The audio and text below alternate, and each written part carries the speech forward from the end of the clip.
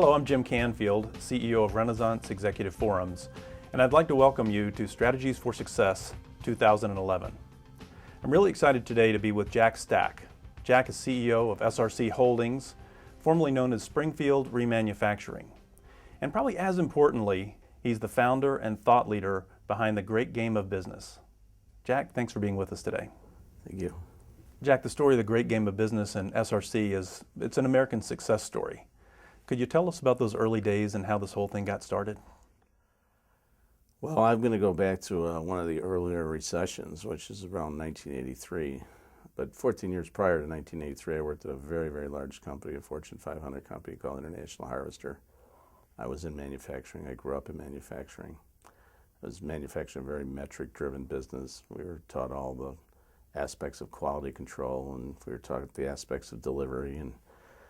And the company was roughly 100 years old and ran into a real financial crisis when we hit the wall in '82.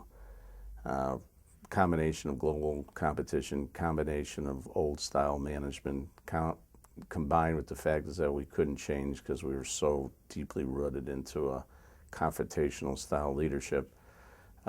We took on a serious amount of debt. We owed 200 banks $6 billion. Interest rates hit 22%, and we were hemorrhaging cash. And I was running a little factory in Springfield, Missouri. I had had a great career within the company. They were very good to me. I finished my education there. They paid for my education. I went to every program you could have, whether it was Ollie White's School of Management or whether it's consulting assignments. I mean, they were tremendous to me. But we were dying, and we had to sell assets, and we began to close factories. And we went on one of the worst layoffs in the history of a company. We laid off 1,000 people a week for 2 years. Went from 115,000 down to 11,000 people. I had one of the 17 manufacturing plants in the world, and it was in Springfield, Missouri. And I had been transferred down here in '79 to close the factory and fell in love with the people. Just fell in love with them. Had a tremendous entrepreneurial, non-union type of people that says, give me the tools to do the job and get the hell out of my way. That was their attitude. And we just had a tremendous time from '79 to '80. We ran numbers. We went, any goal that they had inside the company, we wanted to exceed, and we did.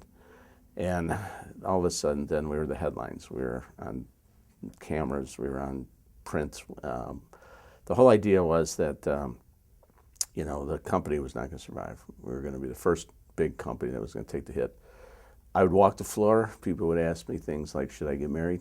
Should I have a kid? Should I buy a car? Am I going to have a job? Will I have a college education? And here I was a leader in a small town, and you have a lot of materialistic things, and yet at the same time you can't help people out. You're impotent when it really came down to leadership. I mean, I was the plant manager, had my own parking spot, my own secretary, my own offices. Okay, the city loves you because you're a large company, but when it really came down to helping people, you were no different than the janitor that they hired the previous day. Your job was to do your job, nothing more, nothing less. And if they said lay off the factory, it's to lay off the factory. And it was a very, very difficult time because you start questioning, how do we design a management system where people go to work every single day and just put their whole futures in people's hands, and they don't understand whether it's going to have any sustainability or whether it's going to have any longevity. And, what kind of system do we have where people are asking me godlike questions about whether I should have a baby or not, okay? So finally, you deal with this for a period of time, the whole conceptual idea of leadership. And finally, I called everybody and said, hey, don't get married. Don't have a kid. The economic reality, the harsh reality is that we are not part of the core businesses, and there's a real good chance they'll close us. And I looked at them and said, look, we got three alternatives. One is that they'll close us, two is that they may sell us, and three is that if we do survive, it could be really tough. So why don't we take a chance to try to buy the company? That was not a thought process, okay? That was an instant reaction. That was trying to get rid of the guilt of saying to myself, at least I tried before I had to lay him off. I was only like 29 years old, so I didn't, how would you like to have on your resume? Well, what was your last job? Well, I closed down a factory and I laid off the people. So I was expecting somebody in the audience to sit there and say, look, building an engine is a hell of a lot different than building a company. And they were scared. They were petrified. They'd have followed Lassie. They'd have followed Flicka. They'd have followed anybody that had any idea. They just didn't want to go into some promised land. And so I ended up going on this odyssey. I went on this odyssey to raise capital. All right, now I built engines, 360 engines a shift. I built 50-ton trucks. I had no conceptual idea on how to build a company. And so my first business plan that I went out there with, and I had supervised over 2,000 people in this 14-year run with the company. My first business plan was a letter of intent saying that we wanted to buy the place. I took my resume, my college degree, all my fancy courses, and my quality control ribbons and all my statistical process control degrees. And the bottom line is that the bankers looked at me and laughed. They go, "This is what do you mean? What are you showing me this for?" They began to ask me these silly questions like, "Well, when are you going to pay this money back?" And I went, "Wow, really good question. I wasn't here to pay the money back. I was here to try to borrow money to buy the factory." So I went on this incredible odyssey, and the odyssey was that I was a factory person that spent 14 years learning how to build a product or service. In manufacturing, you have the metrics to measure a gnat's ass, okay? I mean, we are so metric driven, all right? But now I'm going out in the financial community to raise capital, and I cannot use one metric, all right, that I had learned in the entire time frame that I had been with the company. There was like two sets of metrics out there. There's a metric to build a product, and there's a metric to build a service. But the investors look at metrics differently, and they look metrics relating to the company. And as I began to have to write the business plans, okay, and to now transition myself from something that made a product to something now to make a company, all right, I had to learn the whole new reporting system, the balance sheets and the income statements and the cash flows, all right. And maybe I was lucky from this time, because in 1983 you didn't have spreadsheets. All right, we had those 18-column green, god-awful columns of paper, with red lines and number 2 pencils with erasers. And every banker wanted to see cash flow projections for 12 months. Every banker wanted to see 4 years worth of cash flow. All right. Every banker wanted to see it differently than the previous banker, depending on what cycle of hell I went to be able to borrow the money. Okay. And so after you manually write these things out at 3 o'clock in the morning, you begin to realize that this is not rocket science. Okay.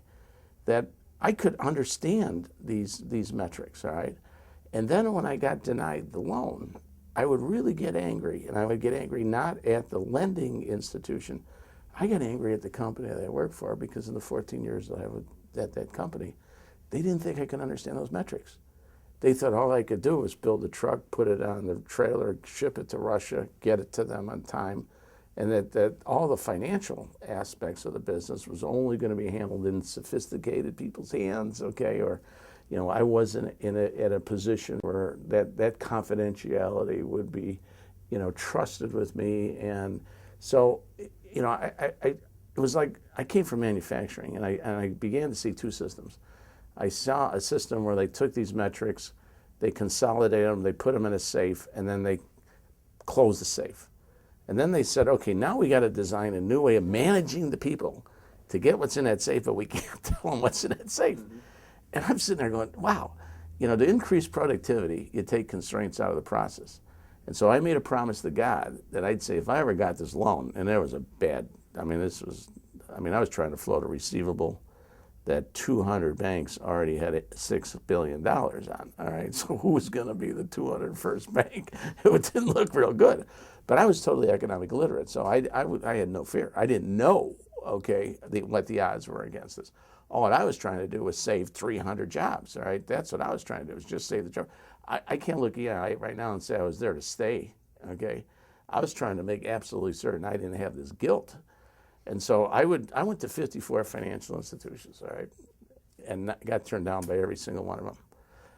But I made this promise. I said, if I ever get this thing, I said, this aha moment that I have, okay, about combining the two metrics, that to build a company that is really productive from the standpoint of really understand what it takes to make a great company, that I saw that as a competitive edge. I thought I could differentiate my business by appealing to a higher level of intelligence than most companies by teaching people the metrics of a great company.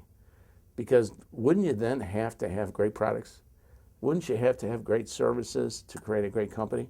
That for 14 years in a leadership role, I was dumbing people down. I would take TQM to the ultimate level and say to people, You do this, it'll change your life forever. Well, it did. It laid them off. All right. It wasn't my aspiration. Okay. But if I could teach people cash flow, and I could teach them debt to equity, and I could teach them how to read a balance sheet, okay, maybe they will never ask me again, should they get married, should they have a car, should they have a kid, that they truly can understand that the health of a balance sheet and the health of the company go hand in hand. And so I made the promise. I said, boy, if I ever get this business, if I ever get this company, I said, the first thing I'm going to do is teach people literacy. I'm going to teach them the metrics that they need to look for on creating something great and something sustainable. All right, because if they can keep their eyes focused in terms of those particular metrics, we will be innovative, we will be creative, because we had the skill level. We were overly skilled. We were always getting really good grades on our performance in the company, okay? It was mind-boggling that we could do so well and the company could do so badly. We were totally out of sync.